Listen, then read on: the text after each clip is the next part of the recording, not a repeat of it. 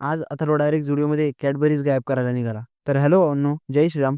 आज दुपारपर्यंत सर्व कामावरून अथर्वच्या घरी आलो आणि सोबत राहुलला घेऊन स्नूकर खेळायला गेलो. आता महेशला यायला वेळ होता म्हणून आम्ही एक फ्रेम खेळून घेतली. मग त्याने कॉल करून अजून 1 तास थांबायला लावलं. मग आता टाइमपास म्हणून झुडिओमध्ये गेलो. तर राहुलने अथर्वला चॅलेंज दिली की कॅडबरी गायब करायची. आता त्यांनी चॅलेंज तर एक्सेप्ट केलं, पण घाबरून परत माघार घेऊन घेतली. आता बाहेर निघालो तर गर्दी बघूनच घाबरलो. नंतर पुढे बघतो तर काय, टोविंग वाले आले होते. पण आपण आपली गाडी सेफ ठिकाणी लावल्यामुळे निवांत होतो. मग 1 तास वाट बघून फायनली महेशचं आगमन झालं आणि परत एक फ्रेम खेळून घेतली. खेळून चहा प्यायला आलो तर इथं अथर्वच्या मोबाईलची चार्जिंग संपून गेली. मग भाऊ स्नॅपसाठी काकांना चपट्या पेनचं चार्जर मागायला लागला, ज्यात तो पूर्णपणे अयशस्वी ठरला. मग चहा पिऊन कपालेश्वरला दर्शन घ्यायला आलो. दर्शन घेऊन गाभाऱ्यात बसलो तर इथं बाजूचे काका राहुलला जरा त्यांचे मोलाचे शब्द ऐकावायला लागले.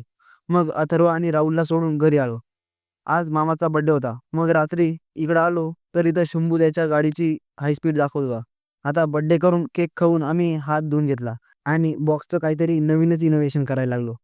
आमचा सायंटिस्ट तर विचार करतोय, तोवर तुम्ही झोपा, बाकी उद्या.